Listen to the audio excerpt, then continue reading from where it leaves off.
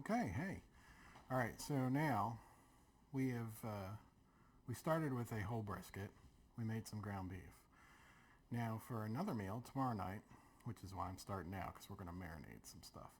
We're gonna we're gonna slice some brisket and we're gonna grill it instead of cook it for a long time like you usually do brisket. I have another chunk of brisket in the freezer, a long one from the flat. We're gonna cut that in half and then do about eighth to quarter-inch slices, and we're going to have a marinade. And with that, we're going to serve some marinated potatoes, which I haven't done a whole lot of, but it's really good. It's a mustard marinade. It'll be yummy. So first thing I'm going to start with, or first thing I need before I get my meat out, is going to be to juice 2 lemons here. These will be the acid for the marinade.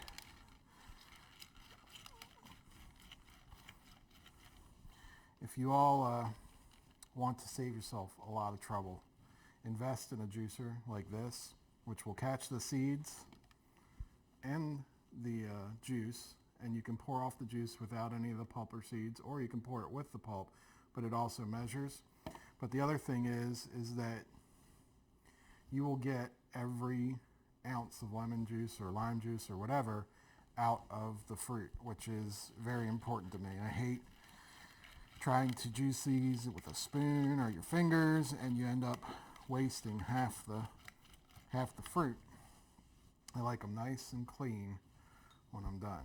So, juice 2 lemons.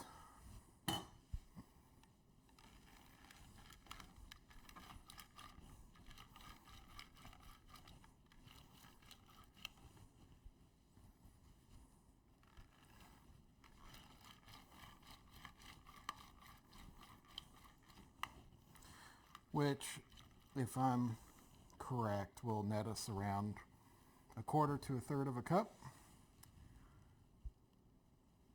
Oh, just about half cup. That's good. It's a good amount of lemon juice. Perfect. Okay, so let's get these out of the way. Let's move this. All right, now let's go get our brisket.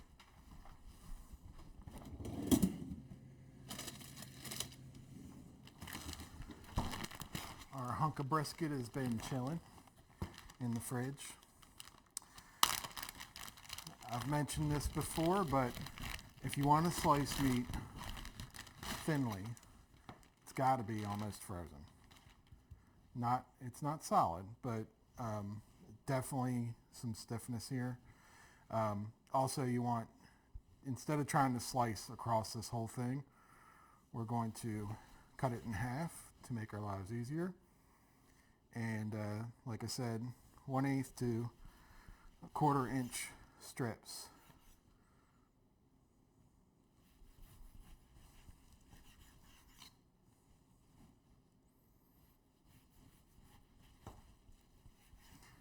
That fat is hard. Maybe I should cut from the top. Nope, I don't think that would work. But it's holding together really well. It's standing up. It's just that fat. It gets very firm when it's near freezing.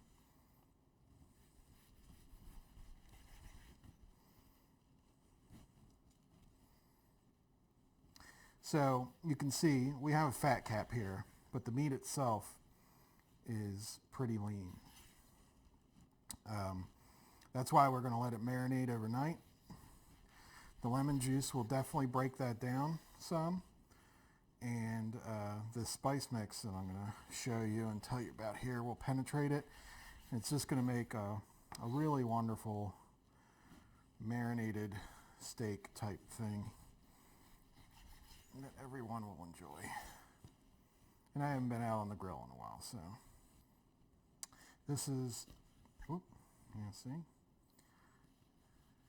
if I hadn't been paying attention, I would have gotten the cut. And being that the COVID-19 virus is rampant right now, I'd prefer not to go to the hospital. So I'm going to try to do this last piece as safely as possible. I don't want to go anywhere. I am going to stay in. I'm being a good citizen here. All right, I got this. Awesome. Again, with the weird piece of fat at the end.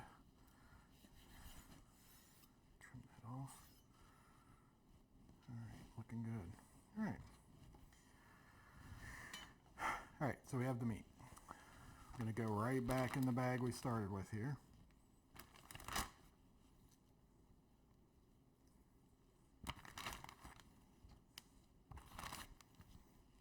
Oh, that looks beautiful. All right. This spice mix here, this is my Cajun, I make my own Cajun spice mix, which I'll post a video of me making that. I use it in a ton of recipes. It's literally my favorite mix. But this here, I've added to the Cajun spice mix, I added 2 tablespoons of brown sugar and 1 tablespoon of white sugar. So this is going to be a hot and spicy type marinade. I'm going to go ahead and throw that on top of there. I'm then going to get myself 1/3 cup of olive oil. We go through so much olive oil, it's insane around here. Everything has tons in it. Before I put that in there though, oh no, I'm going to put this in there first. Let me tell you why. So a lot of spices are not water soluble. So if I throw this lemon juice in there, some of that water and oil don't mix, right? So first thing I want to do is get the oil on that spice and kind of mush it around a little bit. That way the spice will start releasing its flavors into that oil before I dump a bunch of lemon juice in there. Oil and water don't mix. So, and I'm not going to be thorough or anything. I mean, this will all work out no matter which way you do it. These are just little cooking OCD things that I like to do. But I'm separating, that meat was stacked. It was all pushed together. I'm just taking this as an opportunity to separate it, make sure there's spice all in between them, but I'm not going to go crazy. So if you can see that, it's not overly mixed. So now we're going to go ahead and take our lemon juice, pour that in there.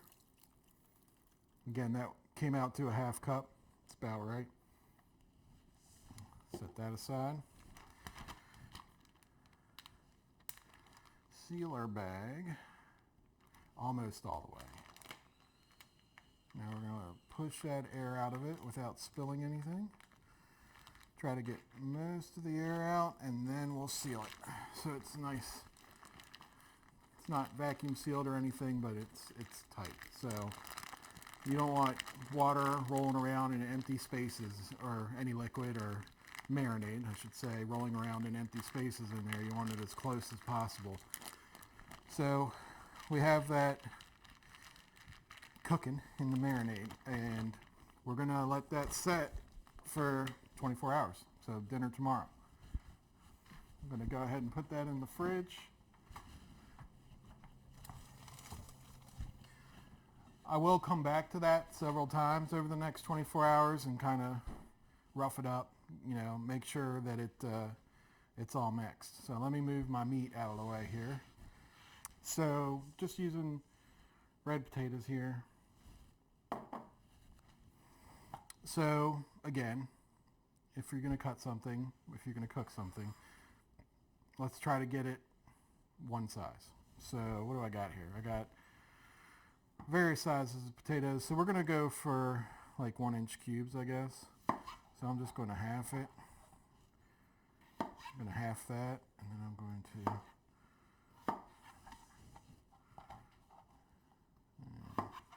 rinse and repeat. Some of these potatoes I'm going to get 12 cubes. Some of them, it looks like maybe a little more, some of them a little less, but they should all be roughly 1 inch. So when we are done marinating these potatoes, they are also they're just going to be roasted tomorrow. And I'll show you the finished product when we reach that point. But This is the kind of cooking you have to plan out, day ahead, start your prep. But the cool thing is tomorrow night, I won't have to do anything. I'll grab that, I'll go outside, I will crank up the old gas grill, I will crank up the oven, I will get my marinated items out of the fridge, I will throw them in their respective cooking machines, and we will have a wonderful dinner with minimal prep tomorrow. So, you know, if you have a night where you got some slack time and you have the proper ingredients, this is a good go-to because you're doing all your prep the night before. And you really have to. If you're going to grill brisket, you're going to want to marinate it for a while just to soften her up a little bit. But I have a feeling it's going to be fantastic flavor.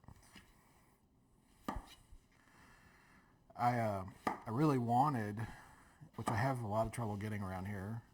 Of course, I'm in Louisville, but you know, out west, the barbecue du jour is tri-tip, and boy, I love tri-tip with a Santa Maria marinade. So I'm kind of doing this in honor of that because we can't, I mean, I suppose if I went to a butcher and specifically requested it, I could probably get that cut, but I don't have time for that right now. But it's a fantastic cut of meat, and it's like, you know, it's so right in between barbecue and grilling. I mean, you're literally grilling it, long grilling, I guess you'd call it. It's a little bit offset, but it's fantastic stuff. All right, we're just about done with our cutting part here. All right, so our potatoes are cubed. Now this marinade is super simple. Let's get our taters in there. I'm going to make sure they're all cut through. As I do this, you can see they're looking pretty good.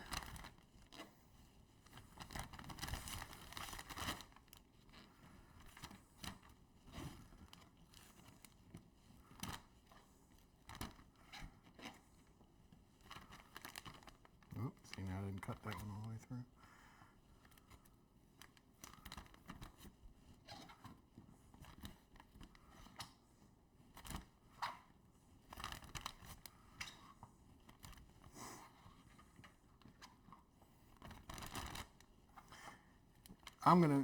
So what I'm dressing these up with and how I'm marinating them is very simple. And I think that you could probably, you know, go a little further with it. Pick your own flavor profiles. What I like about this is it's kind of just slightly reminiscent of a German potato salad. So what we're going to add here, first I have freshly ground some pepper. Freshly ground, always. I'm just going to sprinkle that in there. It's about half teaspoon. Some salt, this nice liberal pinch, maybe a half tablespoon, teaspoon. I have a half a cup of olive oil. Again, more olive oil everywhere.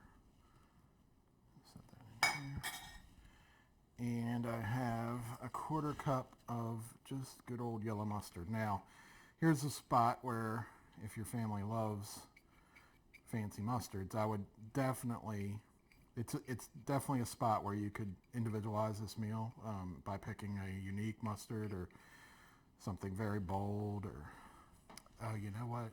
You know what would be good? I just thought of this. Now, I don't think the rest of the family would dig this too much, but man, can you imagine putting some horseradish in with this and then cooking it? I wonder if the horseradish would come through after cooking. So that's a future experiment. That's could be horrible. I don't know, but all right. So I'm going to do the same thing. I'm going to get most of the air out of here.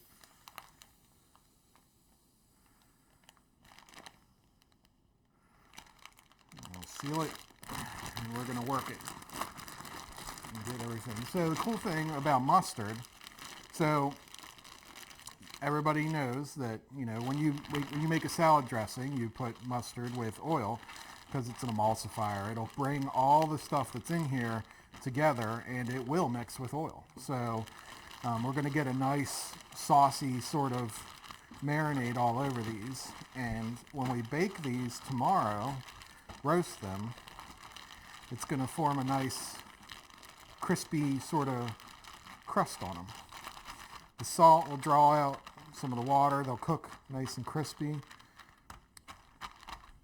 And I'm going to do the same thing with these as I'm doing with the brisket. I'm going to visit them several times tomorrow and flip them and make sure that they're all fully coated. And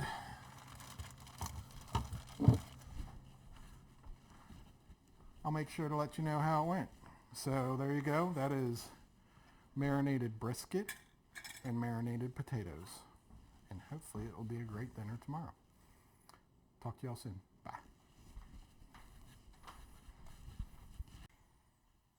Hey, so we are going to finish up the marinated brisket and potatoes that we started yesterday. Get those out of the fridge.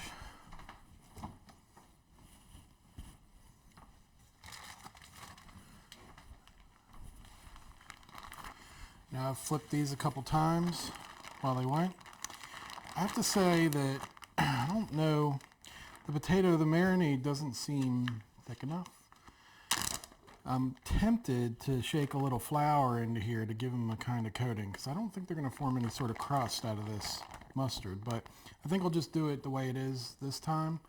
But I'll remember for next time that maybe we need to add a little flour after you've marinated it. So I'm just going to put it all out here on the tray.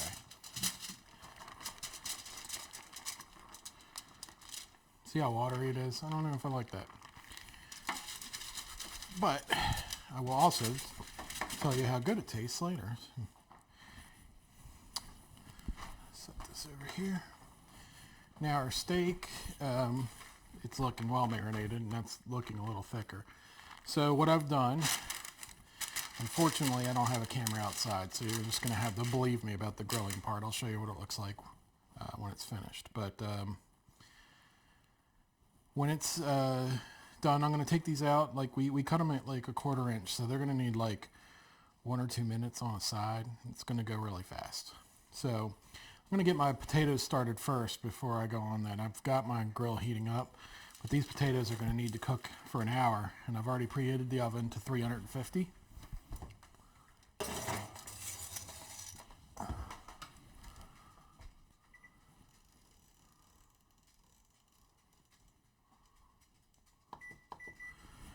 And we'll let that one get a head start. So, and then we'll take these outside and I'll show you the finished product in a little while.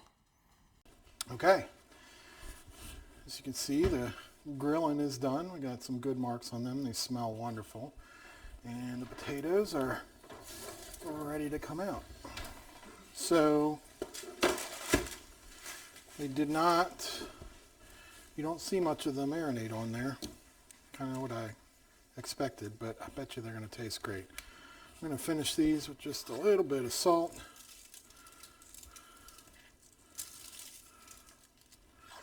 A little bit of pepper.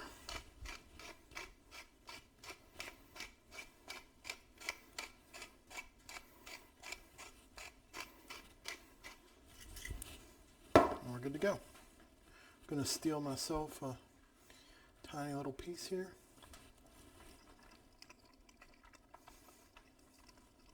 Thumbs up. So, marinated brisket that was grilled, flat, and mustard marinated potatoes. Enjoy.